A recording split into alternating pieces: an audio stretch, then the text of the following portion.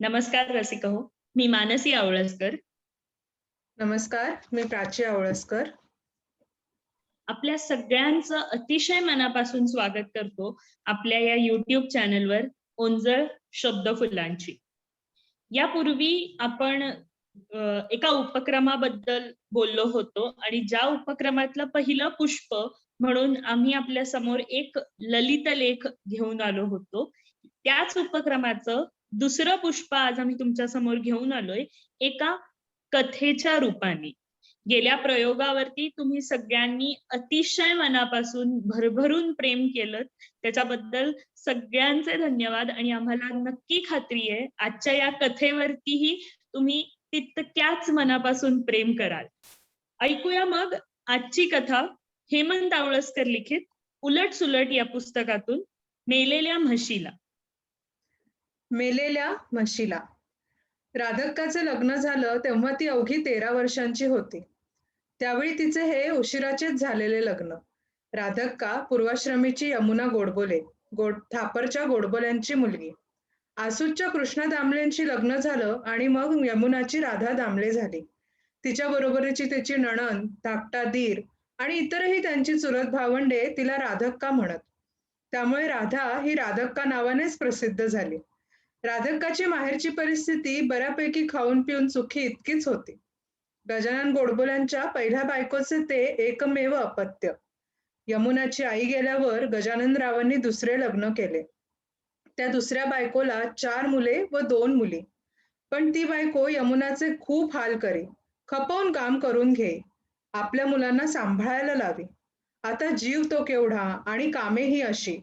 त्यामुळे यमुना कृश, ठेणगी आणि लहान वयात कामाच्या बोजाने खुजटलेली दिसे. खरी तर ती नाकीडोळी नीटच होती, अबोल होती. आपली यमू दामल्यांसारख्यांच्या सधन घरी पडली म्हणून गजाननराव सुखावले होते. चला, मुलीचे क्लेश आता तरी दूर होतील असे त्यांना वाटले. आता होईल हो तिचे चांगले, नशीब काढले माझ्या मुलीने, माझी काळजी दूर झाली, असे समाधानाने ते सर्वांना सांगत. राधक्काच्या सासरची माणसे म्हणजे दामले कुटुंबीय हे सधन म्हणजे खाऊन पिऊन 4 पैसे बाळगून होते. थोडीशी शेतीवाडी होती, आंब्याची लागती कलमं होती, थोडंसं सुपारीचं उत्पन्न देखील होतं. पण कुटुंबही तसे मोठे होते. घरात सासू सासरे, थोरले दीर विष्णुपंत व जाऊ लक्ष्मीबाई, नंतरची राधक्का व कृष्णाजी, धाकटे दीर महादेव, लहान नंदा दुर्गा आणि सरस्वती. दुर्गाचे लग्न गेल्याच वर्षी झाले आणि धाकट्या सरस्वतीच्या लग्नाचे पाहणे चालले होते. सासरे आणि थोरले दीर भिक्षुकी करत, घरचे बघत. राधक्काचे यजमान कृष्णाजी मामलेदार कचेरीत नोकरी करत. धाकटे दीर अजून पाठशाळेत जात होते. एकंदरीत काय तर सर्वजण आपापल्या कामधंद्यात मग्न असत. तसा घरात एकोपा होता. धाकटी नणंद सरस्वती आणि राधक्का बरोबरीच्या. त्यामुळे त्यांचे चांगले जमत असे. दोघींची मैत्रीच होती जणू. दोघीजणी सागरगोटे, काचापाणी व पट खेळायच्या. राधक्काच्या माहेरी तिचे हालच होत होते. इथे सुरुवातीला तरी तसे नव्हते. राधक्का लहान होती, अजून तिला न्हाणे देखील आले नव्हते. इथे आल्यावरच ती मखरात बसली. खूप मोठा सोहळा केला होता तिच्या सासरच्यांनी. त्याचवेळी थोरली जाऊ लक्ष्मी गरोदर असल्याची बातमी मिळाली होती. या सर्व परिस्थितीमुळे राधक्काचा पायगुण चांगला म्हणून सर्वांचीच ती लाडकी झाली. तिची सारेच आस्थेने चौकशी करू लागले. थोडे दिवस असे ना, पण राधक्का माहेरचे दुःख विसरली. तसे तर पुढे वडील निवर्तल्यावर राधक्काला कोणीही माहेरचे विचारत नाहीसे झाले. राधक्काचे माहेर तिच्या वडिलांच्या निधनाने कायमचे तुटले. राधक्काला जाऊ लक्ष्मीबाईच्या बाळंतपणात कामं पडायला लागली. ती स्वयंपाकघरात सासूबाईंना मदत करत होती, बाहेरून विहिरीचे पाणी भरत होती, सर्वांचे कपडे धुवत होती. मोलकरणी होत्या, पण त्यावेळेचे सोहळेही भारीच होते की. त्यात सासरे थोरले दीर हे भिक्षुक होते. त्यामुळे ही अशी कामं आता राधक्कावरच पडू लागली. अर्थातच माहेरी तिला कामांची सवय असल्यामुळे तिला जड गेलं नाही. राधक्कांच्या नंडेचं लग्न, जावेचं पुन्हा दुसरं बाळंतपण, शिवाय सासूबाईंची व्रतवैकल्य, नंडेचं बाळंतपण, सतत काहीतरी चालू होतं. राधक्का, तिची थोरली जाऊ लक्ष्मी घरात सतत खपत होत्या. तरीही राधक्का खुश होती. तिला तिचं असं घर होतं, तिची विचारपूस करणारा तिचा पती होता. आणखी काय पाहिजे? खायला पोटभर अन्न होतं, नेसायला चांगली लुगडी मिळत होती, अंगावर 2 दागिने होते. सुख ह्यापेक्षा वेगळं काही असतं का हो? राधाक्का मनाला समजावत असत. माहेरपेक्षा माझं सासर चांगलं असं नेहमीच राधाक्काला वाटत असत. पण काहींच्या बाबतीत सुख फार काळ टिकत नाही हेच खरं. त्यांच्या नशिबाचे फेरे त्यांना चुकवता येत नाही. गावात प्लेगची साथ आली. सारे जण गावाबाहेर पडू लागले. लक्ष्मीबाई सुद्धा आपल्या 2 अपत्यांसह माहेरी हरणेला निघून गेल्या. पण राधाक्का कुठे जाणार? माहेर तर वडील गेले तेव्हाच तुटलं होतं. तिथे होतं कोण तिचं? सावत्र भावंड? आई? पण ते तर तिला विचारतही नव्हते. राधाक्का घरीच राहिली. प्लेगची लागण आता घरात झाली. पहिल्यांदा तिचे धाकटे दीर महादेव, मग सासरे आणि आता तिचा पती कृष्णा यांना त्याची बाधा झाली. अक्षरशः एक दिवसाच्या अंतरानं तिघेही काळाने उचलून नेले. भरलेलं घर उजाड झालं. राधाक्का गुमसुम झाली. तिच्या डोळ्यातील अश्रू कळत नव्हते. सासूबाईंनी तर अंथरुणच धरलं. राधाक्का सासूबाईंची भरल्या डोळ्यांनी सेवा करीत होती. त्या काळी राधाक्काचे केशवपन करण्यासाठी काही नातलग पाठीशी लागले. पण विष्णुपंतांनी तसं करू दिलं नाही. सुधारक मित्रांच्यात राहून त्यांनी हा निर्णय घेतला होता. ते म्हणत, अहो राधाक्कांचे वय ते काय? अवघे 17 वर्षे. आत्तापासून का तांबडी साडी नेसून 70च्या स्त्रीसारखं निरस आयुष्य जगायचंय तिने? अहो निसर्गाने नशिबाने दिलेली शिक्षा ती भोगते आहे. आणि ही अशी शिक्षा आपण तिला का म्हणून द्यावी? आपल्याला तिला शिक्षा देण्याचा काय अधिकार आहे? नाही नाही, मी असं मुळीच होऊ देणार नाही. मी माझी जबाबदारी टाळणार नाही. ती राहील आमच्यासोबत. आम्ही जे खाऊ ते तिलाही खाऊ घालू. ऐकेल लक्ष्मी माझं. मला विश्वास आहे तिचा. पण राधाक्कांचे केस कापायचे नाहीत, ती विद्रूप होता कामा नये. लक्ष्मीबाई तिची थोरली जाऊ खरोखर समंजस. राधाक्काला हर तऱ्हेनं समजावत होती. तिला जीवनाचा अर्थ सांगत होती. पुढे 4च महिन्यात राधाक्काच्या सासूबाई निवर्तल्या. पुन्हा एकदा राधाक्का एकटी पडली. तिला त्यांची सेवा करताना त्यांचाच आधार वाटे. तो तरी राहावा म्हणून राधाक्काने जीवाचे अगदी रान केले होते. हर तऱ्हेने ती त्यांची सेवा करत होती. उपास तापासही केले. पण नियतीला तेही मान्य नव्हते. आता मात्र राधाक्काला निराधार वाटू लागले. दीर, जाऊ हे कितीही झाले तरी परके. त्यांचा सहवास हा परक्यांचा सहवास. दीराकडे राहणे तिला आश्रित म्हणूनच राहावे लागत होते. पण राधाक्कापुढे याशिवाय काय पर्याय होता? त्यावेळच्या परिस्थितीत ती दुसरं काय करू शकणार होती? राधाक्काला परकं वाटणं अगदी साहजिक होतं. त्यांना आपलंसं करणंही कठीण होतं. आता त्यांच्या संसारात ती बाणगुळ म्हणूनच राहणार होती. पण तिचा दीर आणि जाऊ ही साक्षात देव माणसं होती. राधाक्काची मानसिकता, तिचे विचार, अवघडलेपण हे त्यांना समजत होते. तरीही ते दोघे तिला आपल्या आधाराची शाश्वती देत होते. लक्ष्मीबाई नेहमी सांगत, राधाक्का, आता स्वतःला आवर. शोक करून भागणार नाही. त्याने का गेलेली माणसे परत येणार आहेत? अगं आपलं नशीब. आम्हालाही खूप वाईट वाटतं ग. पण नशिबापुढे काय चालणार? हे घर तुझंही आहेच की. कृष्णा भाऊजींचे ते तुझेच ना?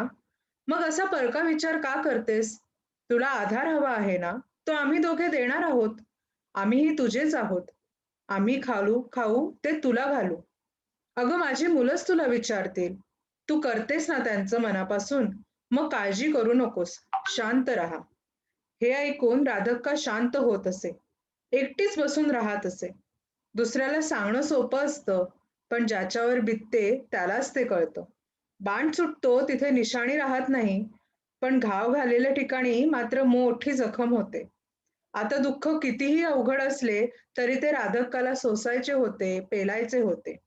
नशिबाचे फेरे तिला चुकवता येणार नव्हते. राधाक्का त्यात पुरती अडकली होती. त्यातून तिची आता काही सुटका नव्हती. आता राधाक्का मात्र हळूहळू दुःख दूर सारून मूळ पदावर येऊ लागली. ती मुलांचं अगदी मन लावून करू लागली. घरातलीही ती आता बघू लागली. लक्ष्मीबाईंचा शब्द ती कधीही पडू देत नव्हती. त्या सांगेल तसं आणि म्हणेल तसं ती करत होती. जणू तिने ठरवूनच टाकले होते की लक्ष्मीबाईंचा शब्द हा म्हणजे वज्रलेप. त्या म्हणतील तसे. एव्हाना परत एकदा लक्ष्मीबाईंकडे नवीन जीवाची चाहूल लागली होती. आता राधाक्काला परत एकदा काम करावं लागणार होतं. राधाक्काने लक्ष्मीबाईंचे बाळंतपण केले. थोरला दिवाकर, प्रभाकर यांचं तर सारंच तिला करावं लागत होतं. शिवाय खालून विहिरीवरून पाणीही आणावं लागत होतं. सारं काही राधक्काने निभावलं. लक्ष्मीबाईंना 2 महिने अगदी पूर्ण विश्रांती घेऊन दिली. सर्वात आनंदाची गोष्ट म्हणजे या तिसऱ्या वेळेस त्यांना मुलगी झाली. 4 सवाष्ण बोलवून बारसं केलं. कारण मुलांपेक्षा मुलीच त्यांना जास्त आवडायच्या. लक्ष्मीबाईने परत एकदा घराचा ताबा घेतला होता. तसं लक्ष्मीबाईंचा घरावर ताबा असला तरी त्या नेहमीच राधाक्कांचा सल्ला घेत. तसं राधाक्काला घरात अगदीच दुय्यम स्थान नव्हतं. 1.5 वर्षाकाठी लक्ष्मीबाईंच्या बरोबरीनं तिलाही लुगडं घेत. खाण्यापिण्याला काही कमी नव्हतं. आजारपण आलंच तर औषध पाणी करण्यातही हयगय करत नव्हते. त्यांच्या घरात मेहनत करून राधाक्का त्याची दुपटीने भरपाई करत होतीच की. राधाक्का सतत कामात वेळ घालवायची. एक तर ती स्वयंपाकघरात काहीतरी करत असायची, नाही तर मुलांचं करण्यात गुंतलेली असायची.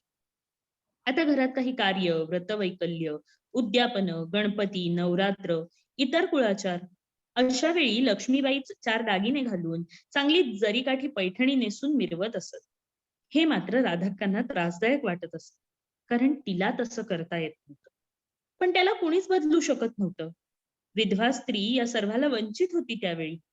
अशा वेळी राधाक्काला थोडा मत्सर वाटे, राग येई, मनोमन नशिबाला आणि इतरांना दूषण देई, ह्याचाच तिला त्रास होईल. काय भरभर पुढे सरकतो. तो कुणासाठीच थांबत नाही.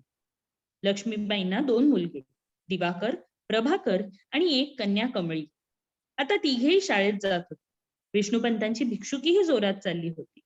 भिक्षुकी करून घरची बाग, शेती बघायला त्यांना जमेना. म्हणून थोडीशी शेती विकून टाकावी या विचारात ते होते. विष्णुपंत धोरणी होते. त्यांना ठाऊक होतं की हे जरी मी माझं म्हटलं तरी राधाक्काचा ह्यात वाटा आहे. कारण जे कृष्णाचं ते आता राधाक्कांचं. त्यांची जमीन, शेती विकणार असल्याचं त्यांनी राधाक्कांना सांगितलं आणि विचारलं, हे असं केलं तर चालेल का? का तुझी काही हरकत आहे यावर? आता राधिका त्यांच्यावर विसंबून होती. ती काय सल्ला देणार? ती सहजपणे म्हणाली, "भाऊजी, मला काय कळतंय हो? मला काय विचारता? हे सारं तुमचं. मी काय सांगणार? तुम्ही कराल ते माझ्या हिताचंच असेल." राधिका त्या घरात होती, ती त्या दोघांच्या मेहरबानीवरच. पण धीर विष्णुपंत तिला विचारण्याचा, सांगण्याचा नेहमी मान देत होते. त्यामुळे राधिकालाही बरे वाटे. आपण त्याच घरचे एक आहोत हे तिला त्यामुळे पटत होते. मधला काळ मुलांची शिक्षणं, नोकरी व्यवसाय शोधण्यामध्ये चटकन गेला. थोरला दिवाकर मुंबईत बँकेत नोकरीला लागला. कमळी फायनल झाली आणि तिचेही लग्न झाले. तिला दापोलींच्या जोशांकडे दिली. तोपर्यंत दुसरा मुलगा प्रभाकरही मॅट्रिक झाला. त्याला पुण्यात विमा कंपनीत नोकरी लागली. थोरल्याने मुंबईला जागा घेतली. कमळीचे बाळंतपण म्हणून राधिकाची धावपळ, तर कधी दिवाकरचे लग्न म्हणून राधिकाची गडबड, हे चालूच होते. राधिका कायम ना कशात तरी मग्न असायची. तिला थोडीही उसंत नव्हती. खरं तर तिचं असं काहीच या जगात नव्हतं, पण तरीही ती सारं आपलं मानून सर्वांचं करत होती. ती कायम कामात व्यस्त होती. पुतण्यांची लग्न, सुनांची बाळंतपणं, त्यांचे पथ्यपाणी, घरातील स्वच्छता यात राधिका कायम मग्न असायची. तिला स्वतःचा असा विचार करायला वेळच नव्हता. आता मात्र राधिकाला फार होत नसे. तसा दमा खोकल्यांचा त्रास तिला बरेच वर्ष होता. पण तिने ते सोसून सारं काही पार पाडलं होतं. पण आताशा तिला पाण्याची साधी बादलीही उचलता येईना.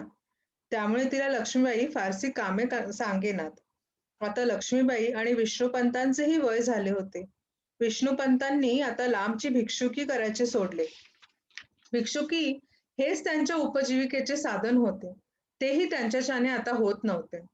त्यामुळे त्यांची सुबत्ता हळूहळू संपुष्टात येऊ लागली. त्यांची दोघीही मुले आपापल्या संसारात, त्यामुळे त्यांनाही पैसे उचलून देणे जमेना.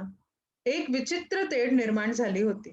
शेवटी एकदा सर्वांनी बसून ती सोडवायची ठरवली आणि अखेरीस असूतचे घर विकले. आता राधिका थोरल्या पुतण्या दिवाकरकडे मुंबईला राहायला आली. विष्णुपंत आणि लक्ष्मीबाई सुधाकरकडे पुण्यास राहायला गेली. कारण त्यांची जागा मोठी होती. विष्णुपंतांना आताशा चालण्याचा त्रास होत असे. वरचेवर पोट बिघडे. तरीही लक्ष्मीबाई त्यांचे सारे काही स्वतः करत होत्या. शहरी वातावरणाची त्यांना सवय नव्हती. मोकळी जागा, भरपूर पाणी, हवे तिथे उठणे बसणे हे इथे कुठे असायला. शेवटी मानसिक त्रासच विष्णुपंतांना झाला. ते पुढे आजारी पडले आणि अंथरुणाला खिळले. 4-5 महिन्यांच्या आजाराने ते आटोपले. आता मात्र लक्ष्मीबाई अगदी सुन्या-सुन्या झाल्या. त्यांना एकट्याने चैन पडेना.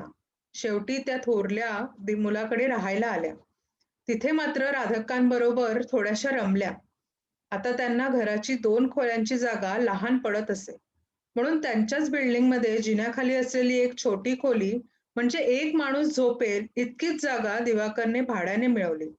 आता तिथे राधिका नियमितपणे झोपायला जाऊ लागली. इतके म्हातारपण, आजारपण होऊनही राधिकाचे कष्ट काही कमी झाले नव्हते. इथे ही सून भरपूर कष्टाची कामे तिच्याकडून करून घेतच होती.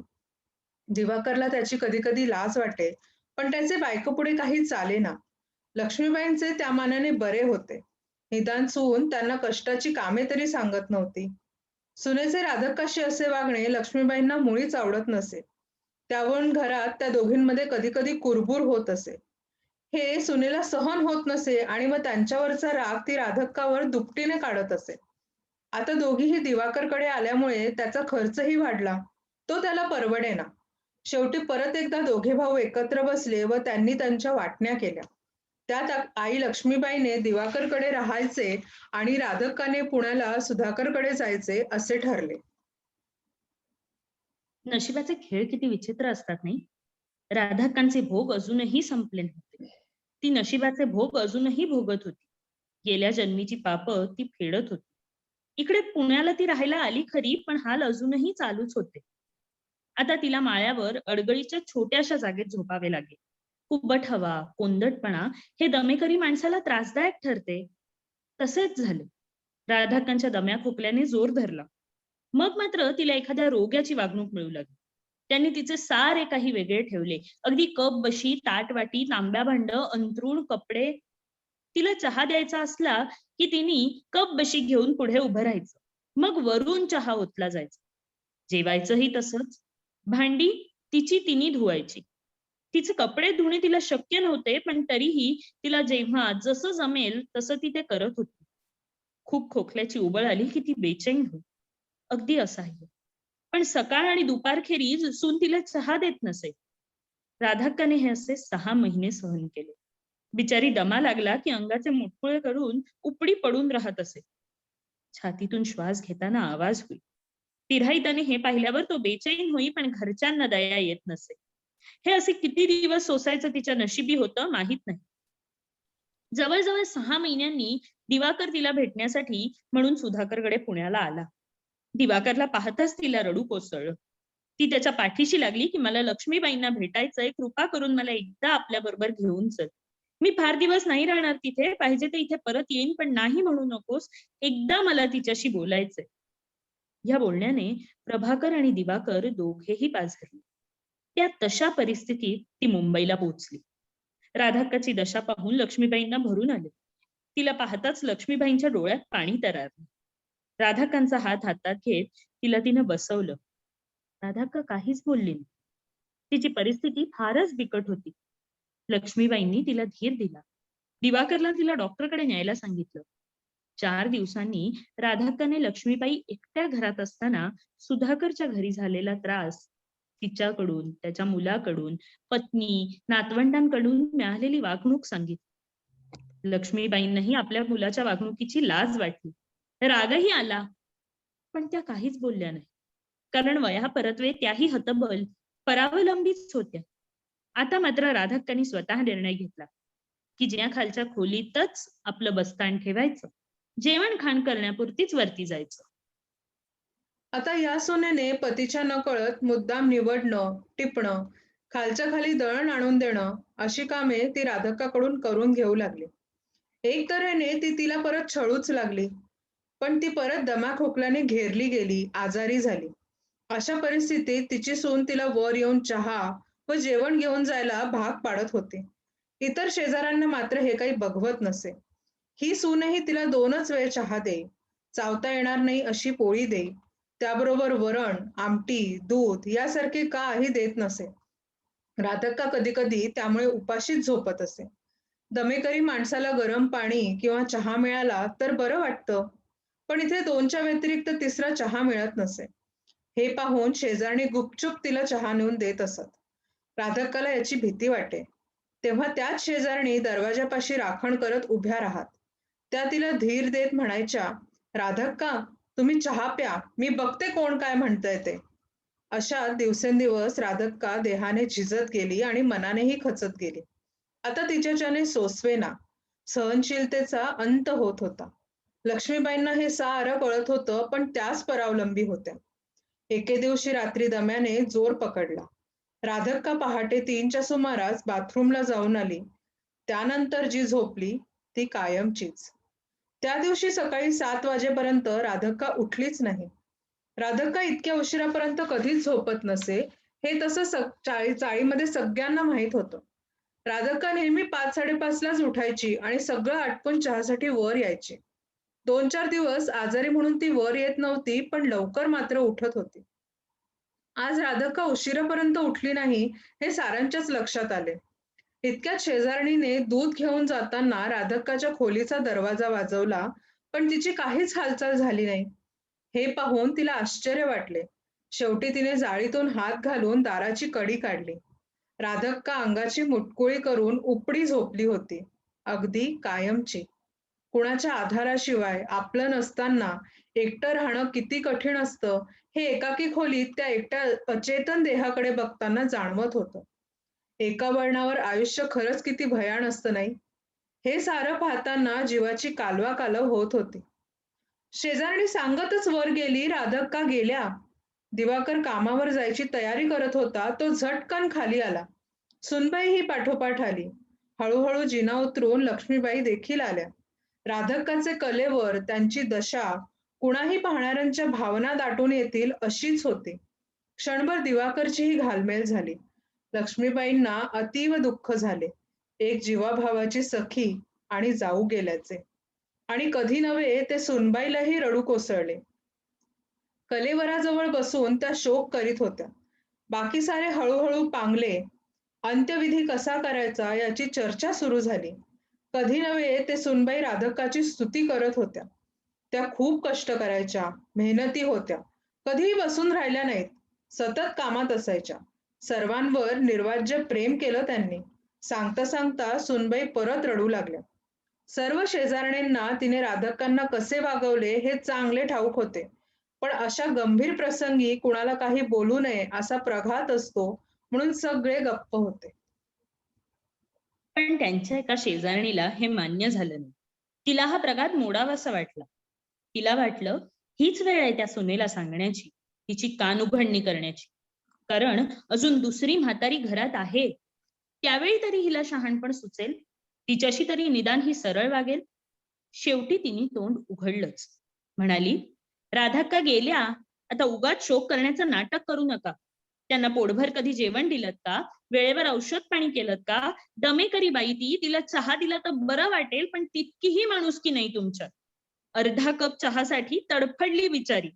आम्हाला ते पाहावायचं नाही म्हणून आम्ही चोरून तिला चहा द्यायचो. ते तुटली बिचारी, असह्य होती, अनाथ होती, नियती सूड उगवतच होती, पण तुम्ही नाही सोडलं तिला. सुनेचा चांगला दणका दाखवून दिला. जिवंतपणी तडफडवलं तिला. अहो, प्रत्येक अगतिक क्षणी दिलेले तिचे शाप तुम्हाला भोवले तर चालेल का? विचार करा जरा. तुम्ही म्हाताऱ्या होणार आहात कधीतरी. असं वागली तुमच्याशी सून, मुलं, तर चालेल का? आता हा दिखाऊ शोक आवरा. आम्हाला सर्वांनाच माहितीये तुम्ही कशा वागलात तिच्याशी ते, आणि ती तुम्हाला काय म्हणायची ते. जिवंतपणी हाल, मेल्यावर पिंडदान. कशासाठी? म्हणतात ना, मेलेल्या म्हशीला शेरभर दूध हेच खरं. आम्हाला आशा आहे तुम्हाला ही कथा नक्की आवडली असेल. कथा आवडली असेल तर लाईक करा, तुमच्या मित्रमैत्रिणींमध्ये, तुमच्या घरच्यांबरोबर कथा आवर्जून शेअर करा आणि चॅनेलला सबस्क्राईब करायला विसरू नका. भेटूया अशाच नवनवीन उपक्रमांबरोबर पुढील भागात. तोपर्यंत धन्यवाद.